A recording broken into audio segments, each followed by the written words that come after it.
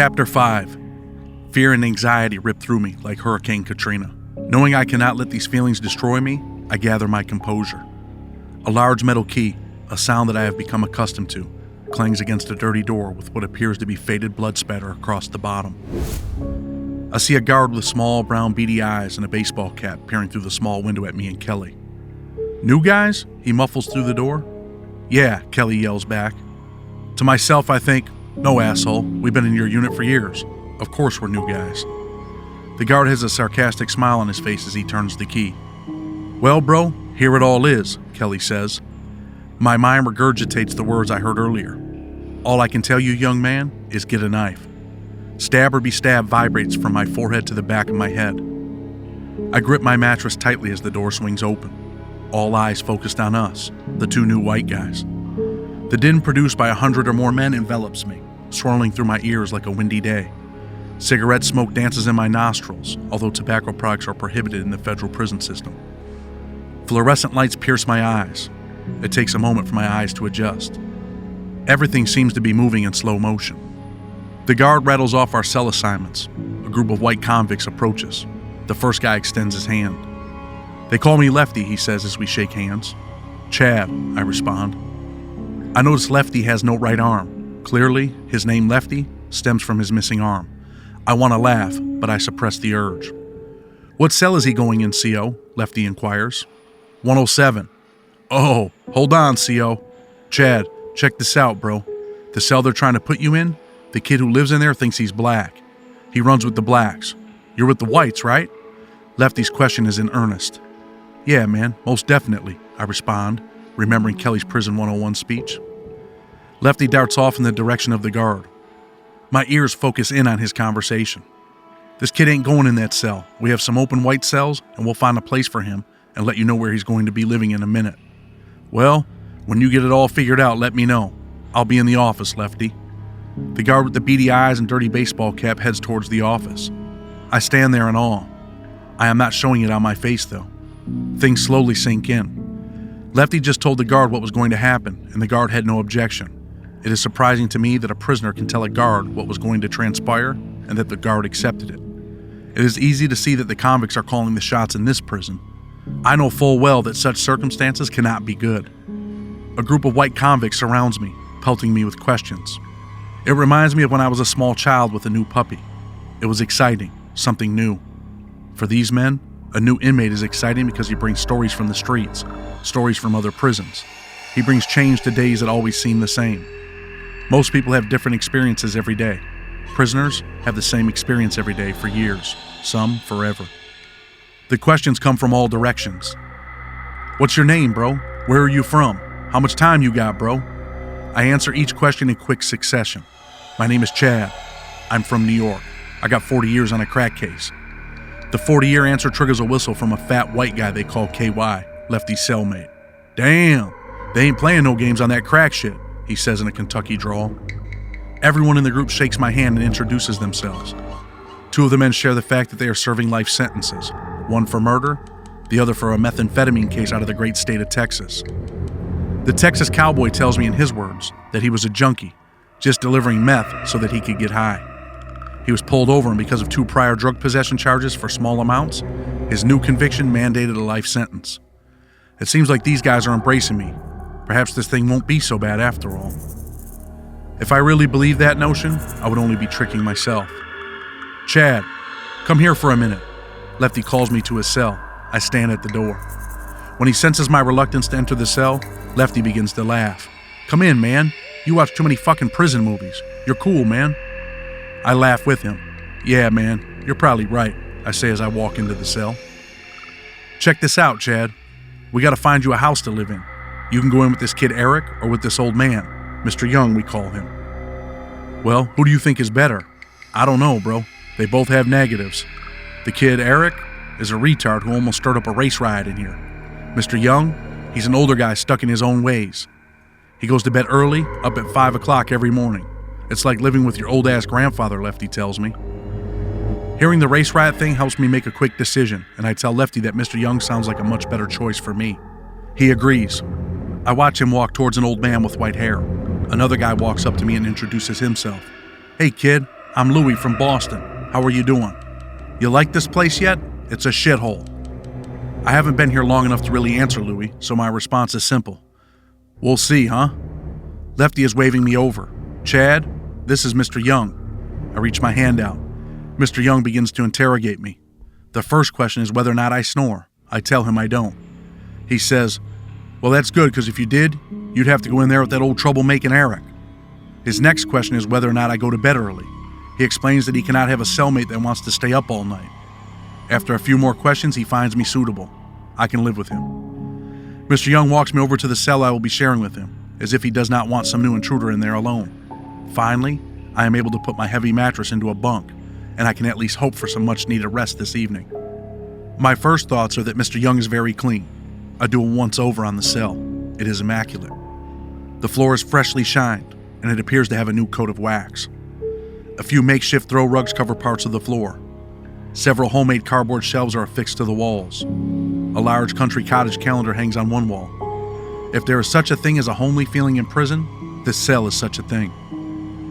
The country cottage calendar is not something I expected to see in Big Sandy. For a brief moment, it makes me think of my grandmother. I faintly remember her house being decorated with country cottage paraphernalia and knickknacks. Even these brief thoughts of home and good times hurt, so when they show up, I try hard to push them away. My thoughts are interrupted. Mr. Young offers me some soap, a razor, and shampoo. He points at a pair of shower shoes on the floor and tells me I can use them when I shower. If you don't use them, you'll have athlete's foot, and I don't want no one in here with their feet itching. He says this in a southern drawl. I thank Mr. Young for his generosity. I am in need of a shower. As I slip off my prison shoes, Mr. Young interrupts me. Oh no, son. You gotta wear them sneakers to the shower. Put the shower shoes on in the shower. When you get out, dry your feet and put your sneakers back on. Does everyone do that, I ask? Yeah, anything can happen around here, and you'll see that soon. You don't want to be slipping and sliding around here if something happens. I nod in agreement and slide my sneakers back on. Lefty is right behind me as I head to the shower. Hey, Chad, I'm going to stand point for you, man, Lefty says. What? Look, man, anything can happen here at the drop of a hat. Being in the shower, naked, is a vulnerable position. So what we do is when we shower, we take a white dude with us to stand outside the shower. We get each other's backs around here. We always keep a knife on us. Man, this prison shit is crazy, I reply, thinking about the knife thing again. Crazy and dangerous, bro. Go ahead, shower, I got you. After the shower, I make the rounds. Lefty chaperones me around the housing unit and I meet new convicts. I learn how things are run here at USP Big Sandy. There are many rules and convict codes. The things that register quickly are the consequences.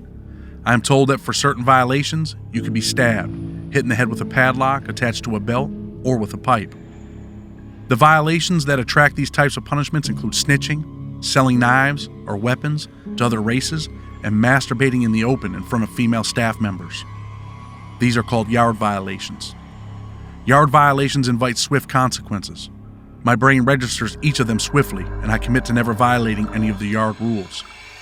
Lefty introduces me to Nick, who gives me the rundown on how this place operates. Nick is 25 years old and serving a 13-year sentence for crack cocaine conspiracy in Buffalo, New York. Given Nick is from Buffalo and in my age bracket, I click with him instantly. Being we are from the same area, we are what they call homeboys in prison. Nick offers me some food and a soda. My response is what I learned from prison movies. Man, I'm cool, but thanks anyway. I say this despite that my stomach is rumbling from hunger and too many bologna sandwiches that I could not choke down. Nick laughs at me. Listen, Chad, I know you're hungry after that trip. Screw all them prison stories, dog. Eat. You don't owe me nothing. We're homeboys, man. I laugh and look back. I think about how Nick obviously took the same trip I took, and when he got here, he was likely as hungry as I am. After his speech, with my stomach rumbling and the smell of the burritos, I eagerly accept the food. Me and Nick hang out in the day room and talk for a while. I notice some of the white guys looking at us funny. I mention it to Nick. He tells me the whites do not like him because he is in the black New York car. I don't ask what a car is, but I just think back to just a few hours ago. Lefty intervened when I was assigned to a cell with another white guy who Lefty said thinks he's black. I wonder if it was Nick. Almost on cue, I hear a correctional officer yell, "All right, men, let's go. Night's over. Lock it up, lock it in." There was no time to ask Nick questions, and I'm kind of relieved. I shake his hand and head over to my new cell. I suspect there will be no cockroaches or mice scurrying for cover when the lights come on in the morning. Every night at 9:45 p.m. we are locked in our cells until 5:30 a.m. As I climb into my bed, I think about how my first day in a real federal prison has come to a close. My eyes are heavy, and I imagine the lights will be going out soon as the door is locked. Mr. Young decides to break his number one rule by not going to sleep early. He engages me in conversation. Mr. Young tells me that he is 63 years old and that Big Sandy has been his home for the last 4 years. You know, Chad, he says, in my 63 years of life, I ain't never seen the violence that I have seen in this prison. You been anywhere with vicious violence? Not really, not no prison at least. About a month ago, there was 2 guys beating another fellow with a padlock on a belt outside. The officer in the gun tower fired a shot and hit the guy that was getting beat. What? This wakes me up. How the hell they shoot the guy getting beat? I asked with stunned curiosity. Well, they ain't that smart round here.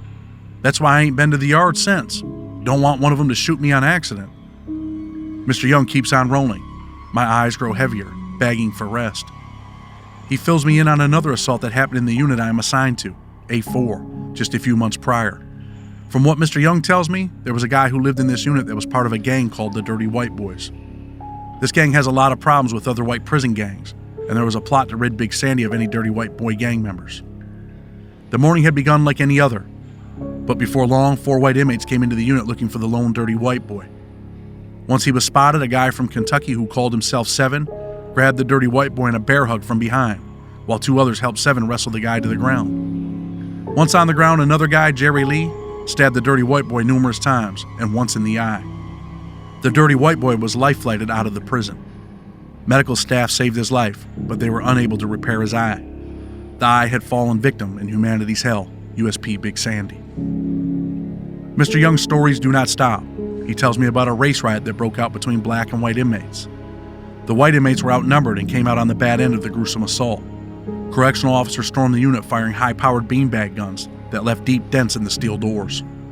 As I am beginning to drift off to sleep, my thoughts are that Mr. Young is a walking USP Big Sandy newspaper. In the old days, he might have been called the town crier. After the long bus ride, I am utterly exhausted. Briefly, I wonder if going into Eric's cell with his stories about Adolf Hitler might have been better. Mr. Young was still going when sleep finally found me. The last thing I remember is fear rippling through my veins like cold ice water. Surviving this barbaric dungeon seems impossible. In my dream, I am falling into a deep, dark abyss. I am screaming, but nothing comes out, and then I wake up sweating, longing for water. My hands go to my eyes to make sure they are still there. The fear prevents me from falling asleep again. Mr. Young's alarm is beeping. He pulls himself up from his bunk. The doors unlock at 5:30. No one sleeps in around here for fear of someone coming into your cell and taking your eyes out while you're in dreamland. The unwritten rule is that no one sleeps unless the doors are locked. Those who do run the risk of death or a vicious assault. Chapter 6. Kelly meets me in the day room. My eyes adjust to the lights as Kelly reaches his hand out. How'd you sleep, man? Not bad, I lie. My night had not been good. How could it have been after all of Mr. Young's stories? The morning has just begun, and I'm already dreading what stories my cellmate will tell me once we are locked in tonight. You hungry, Chad? Starving, I respond. They should be calling Chow any minute, bro. A correctional officer unlocks the door to the unit and calls Chow. I follow behind Kelly and we make our way to the mess hall. The hallway is crowded with what looks like a herd of inmates. People are yelling back and forth as they hurry to breakfast. As we approach the mess hall, Kelly says, "Just follow me." There are 2 doors with 2 serving lines. We fall into the line that the white and Hispanic inmates form. Black inmates form their own line on the other side.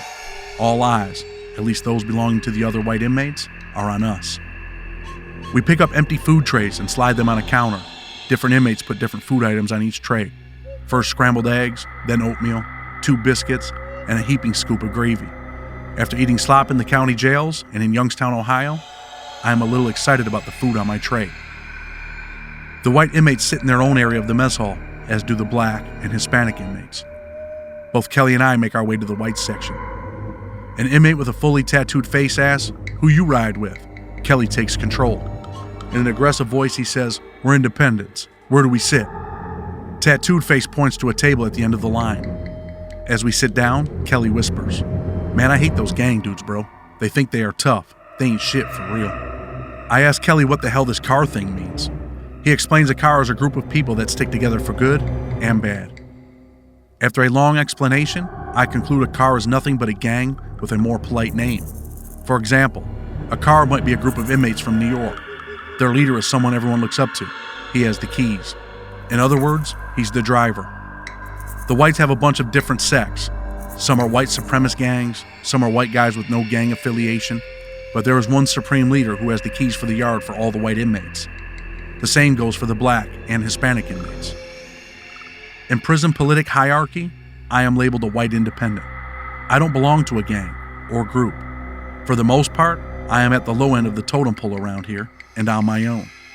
Being on your own in prison is not the best choice. When you are by yourself in prison, it is like being a lone zebra near a pride of hungry lions on the African plains. Even on day one, it's easy to see that as a zebra in here, you can easily find yourself in a bad situation. Plus, vultures are lurking all over the place. Once breakfast is over, we head to the prison laundry for our government-issued clothing. The process takes hours. We stand in a line in the hallway. This is nothing like clothes shopping at the local mall, but this is still America. There will be commerce. As I wait in line, various inmate vendors attempt to sell me a variety of products: sneakers, Walkman radios, and cigarettes. One guy offers to sell me heroin. I decline the offers.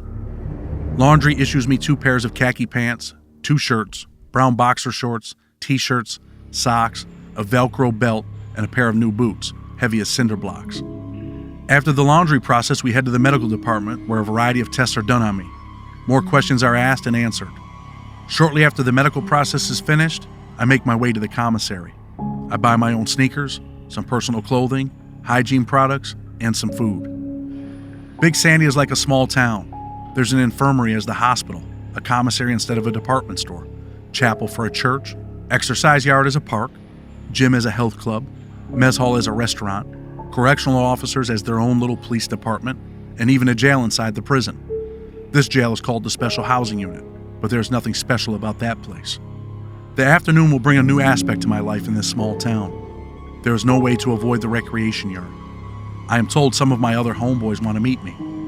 Once lunch is over, inmates are permitted to go to the yard. This is not an adventure that I look forward to, but one I must embark on. Chapter 7. Once again, the hallways are alive. Inmates off to work, the education department, chapel, and the yard. I find myself walking through a metal detector that is unplugged. The machine is here to serve a purpose: prevent prisoners from going to the yard with knives or weapons. It quickly becomes clear that the metal detectors are no more than decoration, ornaments dangling from a Christmas tree. There is no correctional officer present to man the machine, even if it were plugged in. The only purpose these things seem to serve is that when important people show up for an inspection, they look good. When I step out of the building, the sun hits my skin for the first time in a long time. My skin glistens, and I inhale the fresh mountain air. The air teeters on the edge of my nose and tickles my lungs. The warm sun and the fresh air feel good and trigger my thoughts. My last day as a free man bangs about in my subconscious mind. I think of it as if it were just yesterday, although it has been years. This is the closest I have been to freedom in 5 years. The thoughts sting, awakening a pain deep inside my heart. The county jails that I have been living in have no outside yard. There was no sun to see or fresh air to breathe, nor any wind to feel.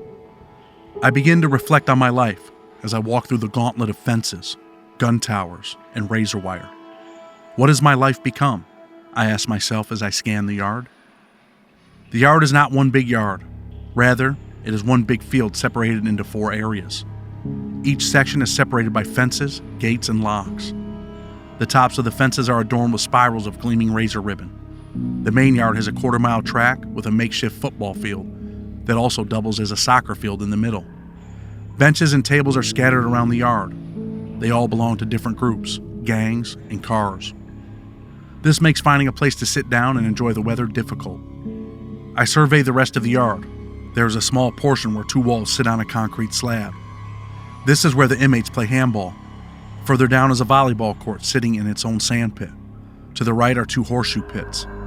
There is another large area that contains a neatly tailored baseball diamond. I feel the wind again as it whips across the fresh-cut grass, the sun dazzling off the blades. Now I know why Kentucky is called the Bluegrass State. A bluish tint dances on the grass as my mind takes me back home.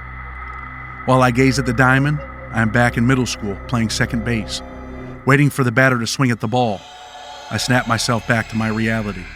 This is not the place for daydreams. The last yard is behind me. It is made up of basketball courts, tables on the sides. I focus on one area of tables. There's a table with a white sheet tied on top of it. It flaps slightly in the breeze. A precision blackjack replica has been drawn on the sheet. The other sheets are similarly decked out.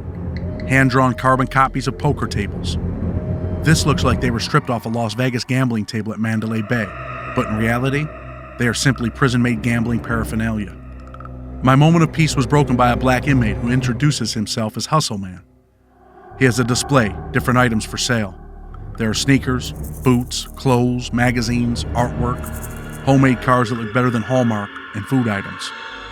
The crown of this little flea market stand is the sneakers. He strategically placed one sneaker on top of the boxes with the other inside. "You new here, ain't you?" Hustle Man asked. "Just got here yesterday. Where you from?" "New York, upstate, Rochester." "Oh yeah? I'm from Brooklyn, and there are a bunch of homies from New York on this yard. Might be 2 or 3 from Rochester. You running with the white boys though?" "Yeah, man, you know how that goes." "Shit, that don't mean you can't spend no money with the Hustle Man though. I got everything for sale. What you need, man?" "I'm good, I just went to commissary." "Hold up, Rochester. I got something the commissary ain't got. I got the ladies, my friend." He rifles through a bag and pulls out a stack of over 200 photos. He hands me the stack of photos. I shuffle through them, all attractive women. Some are naked, others have very little clothing on. "I told you, Rochester, I got what the commissary ain't have." He says this with a sly smile. His entrepreneurship skills are on full display. I am reminded of the hustlers in Manhattan with 3-card Molly and the ball and cup game. This guy strikes me as the guy that runs hustles in New York City when he's not in prison. Hustle Man has me with the photos. It's been a long time since I've seen a naked woman, even if she's only in a photo. "How much for the photos?" I ask. "Naked ladies go for 8 stamps. The other sexy things go for 4. I got a deal for you because you're from Rochester. 2 naked, 2 sexy, 1 book." I look at Hustle Man as if he's speaking a language I do not know, and he senses this. "Ain't no one told you how the money work round here, huh?" "Nah, not really, man." "Boy, you green as a motherfucker, ain't you? Look here, money around here is stamps, postage stamps. Every stamp equals 25 cents. At this, he pulls some stamps out of his pocket to show me. Some of them are very old, others look new. "You got to have spending money on you, Rochester. You wasn't running around broke out there, was you?" "Nah, I wasn't broke." "Okay, how much time you got?" 40 years. "Holy shit, was you killing people or making money?" He laughs. I respond with the usual, crack case. "Man, them white folks ain't playing up there in Rochester. Anyway, with that kind of time, you're gonna have to find you a hustle. It takes money to make money." I hand Hustle Man back his stack of photos and tell him I will get back to him when I get some stamps. Hustle Man hollers at me when I'm about 10 feet away. "Rochester, don't be coming back window shopping my ladies without no money in your pocket. I don't play about my ladies." He says this with a chuckle as I try to distance myself from him. I can't help but laugh to myself as I walk around the track. I haven't seen any violence yet, and this place reminds me of a flea market. People are selling all kinds of things. Tootsie Pops, sodas, deep-fried burritos that they call chimichangas. The changas are stuffed with meat, cheese, onions, peppers, and ramen noodles. Fresh mountain air fills my lungs, and the sun beats on my face. Things that I, like so many, took for granted are now forever precious. In and out and in. I find myself satisfying my lungs with gulps of the fresh air. Prison makes me realize how valuable freedom truly is. The sun seems contaminated by the characters I see in the yard. Some of these men look like they walk straight out of a horror flick. Many of the white inmates are covered in tattoos. Some of them have their faces painted with ink. It's hard to understand why anyone would do this to their face, and now I understand what the lieutenant meant when he told me not to get tattoos on my face. His advice was appreciated, but not needed. Never in 10 lifetimes would I do such a thing. A white inmate introduces himself to me as half dead.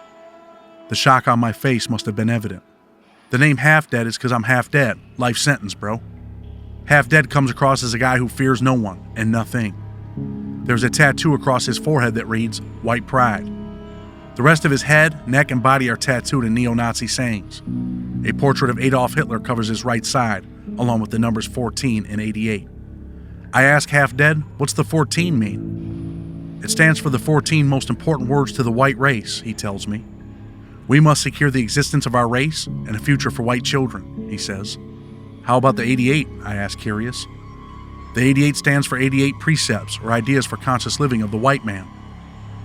My first thought is Half Dead would have fit in many years ago at the Nazi Party back in Germany in 1933. He likely would have been a good SS soldier under Heinrich Himmler or some other crazed Nazi. My second thought is, this is one of the guys Kelly warned me to stay away from. The numbers 14 and 88 are products of a man named David Lang. Half Dead decides to give me a white history lesson. I listen out of curiosity. I gather from his lecture that Mr. Lang's objective in life was to rob enough armored trucks and banks to fund the purchasing of a substantial amount of land in the northwestern United States. Once the land was purchased, he planned on it becoming a new homeland for the white race. Lang had Adolf Hitler and Nazi Germany ambitions. In the end, though, he only succeeded in becoming a federal prisoner and dying in a cell. From what I gather, David Lang has a lot of influence with the white prison gang members. Most of them have a 14 and an 88 tattooed on their bodies. More white inmates are now flocking to the yard, and as the new white guy, everyone wants to meet you. A skinny white guy with long hair walks up to me in Half Dead. The man tells me his name is Dinky, and that he is the shot caller or leader for the Aryan Brotherhood of Texas gang. It is hard for me to imagine this guy as anyone's leader. He looks like a drug addict to me. I keep my thoughts to myself as he asks me questions. He wants to know if any ABT gang members came with me. I tell him I'm not sure. Our conversation is interrupted when a black inmate starts screaming at the top of his lungs while he runs in a circle on the football field. My eyebrows arch up as I zero in on him. You know who I am? Soldier Boy. Any of you fuckers want to get down? Let's go. I'll do it to yo mama and your heroin-ass daddy. What the hell is the matter with that dude? I ask, bewildered. Both Dinky and Half Dead start laughing. Dinky says, that dude is a bug out. A what? He's a bug out. A mental health patient, Half Dead interrupts. We call him Soldier Boy. Dude does this shit all day long, bro. Every day, screaming crazy shit. I see Soldier Boy hitting himself in the head with the palm of his hand. Is he really crazy, I ask? Yeah, something ain't right with that nigger, Dinky says, shaking his head. Half Dead laughs again. It's apparent to me, after only a few minutes of observing Soldier Boy, that he is mentally ill. It does not take long after that for me to realize that a large portion of inmates are mentally ill. The county jails were flooded with them. Some of their symptoms range from the fairly mild, talking to oneself, failing to bathe, to more severe, men who don't know who they are or where they're at. Some who light their own cells on fire. Men that are so hurt that they slash their wrist or attempt to hang themselves from cell bars and fixtures. Stress has a way of worsening almost any condition, and prison is incredibly stressful. Many men have broken down for the first time in their lives when they reach prison. Not only does prison make mentally ill people worse, it also has a way of driving people crazy. In Big Sandy, I am sure I will encounter many more men on the brink of being crazy, and others like Soldier Boy, who is already there. The homeboys who sent the message to come outside never showed up. I say my goodbyes to Dinky and Half Dead, and I work my way back to the housing unit. It is nearing 4 o'clock. Each day at 4, we are locked back into our cells for a head count to make sure we are not only still confined in this concrete jungle, but still alive. Once back in the unit, Mr. Young tells me that my homeboy said to come outside after dinner. They've been sidetracked earlier in the day. My afternoon in the yard flew by. The small sense of freedom penetrated my inner soul like a hunter's sharp arrow, piercing a deer in the wild. For the first time in many years, I was able to walk around unchained. Here there are no cuffs on my hands, no shackles biting into my ankles. The feeling of being a chained dog has dissipated to some degree. I rejoice in this new feeling, but the pain still remains. As I look around the cell, I realize this is my new life. The reality of prison hits me like a ton of bricks. This new life reserved behind concrete walls is steel, anger, violence, and most of all, loneliness. Before long, I find myself back on the yard. The atmosphere has changed dramatically since this afternoon. Hundreds of men of all ages and races are milling around the yard. My instincts and my senses are heightened. The possibilities of bad things happening out here are evident. Instantly, I can feel tension. The fresh air that I enjoyed earlier is now contaminated by a pressure that seems to be lurking on the horizon. In the distance, I see a man about 6'1", 250 pounds with long black hair beelining in my direction. Within seconds, he is upon me. As his outstretched hand meets my own, he introduces himself. Adam, you must be Chad. Yeah, Chad, how are you? Good, he responds. You need anything? No, man, I'm all set. Well, we knew a white dude from New York was coming. We saw your name on the bus list with an 055 number, so we were waiting on you, Adam says as he clears his throat. Yeah, well, some people told me you wanted to meet me. They kind of gave me the rundown in this place, I say. Is this your first spot, Adam asks? Yeah, first federal prison. Do you know about paperwork? Did anyone tell you about that? Just a little bit in the county jail. I kind of heard you got to get your transcripts or something, I say. Well, what we do is give you 30 days to get your docket sheet, sentencing transcript, and judgment of commitment, just to make sure you're not a chomo. A what? I respond. A chomo, man. Child molester, or a rat, or snitch. That type of shit. Nah, man, I'm no chomo. And I went to trial and got 40 years. Yeah, we had one of the cops check you out already, but that's just general info on their computers. We just need you to get that paperwork. It's your driver's license around here, Adam goes on. I'll write my lawyer or the court and get it for you, I say. Come on, let's spin the yard so I can introduce you to some of the fellas from New York and Boston, Adam says, and we head to the track. The track is similar to the one from my high school days. While we walk, I notice the sun bouncing off the asphalt, making it look like small diamonds are embedded and glistening there. Adam is waving to a group of 4 or 5 guys, summoning them. One of the guys that Adam introduces me to is a stone-cold drunk. He reeks of booze. Being drunk in here has to be like a freight train on a collision course. As I reach out to shake the drunkard's hand, I hear a guy behind us tell Adam that the Serenos are going to hit one of their guys. They hitting Creeper, he says, and he nods towards the bathroom. My gaze goes from the drunkard to the bathroom area where I can see a bunch of Hispanics milling around one man, who I suppose is Creeper. We all focus our attention on the bathroom area. We see the first punch, a sucker punch, meet its target. It comes from a man about 6'1" who towers over his prey by at least a foot. The victim stumbles back and his long black hair tumbles and waves from the impact. Creeper begins to swing wildly, but 2 more inmates pounce on him like wolves on a small buffalo. Within seconds, Creeper falls to the ground like a limp log felled at the hand of a chainsaw operator. I am stunned, looking on. 2 more Mexican inmates move in and they commence to stabbing their mark with homemade plastic knives. A siren blares over our heads when the first gunshot rings out, startling me. The shotgun blast, a warning shot, echoes through my ears like thunder pounding the side of a mountain in a desolate storm. Creeper seems to be unconscious, but the assault continues. The onslaught of violence reminds me of seeing 2 pit bulls attacking a person on the TV show When Animals Attack. These men, too, are animals. Another gunshot rings out, followed by a concussion grenade fired from the gun tower that is only feet away from the melee. There is a mass confusion now. Prisoners are attempting to flee the area before live rounds are fired. The PA system rings out with instructions. All inmates get on the ground. Shots will be fired. The PA squawks again, in Spanish this time. It sounds like Cuéstese matusos. At least that is what my brain registers as I throw myself to the ground. Looking up from my prone position, I see correctional officers and other staff members running toward the scuffle. More gunshots and the loud siren pierce the air like a broken record, repeating the get on the ground instructions in both English and Spanish. Laying in the dirt, I wish I had a battle helmet on.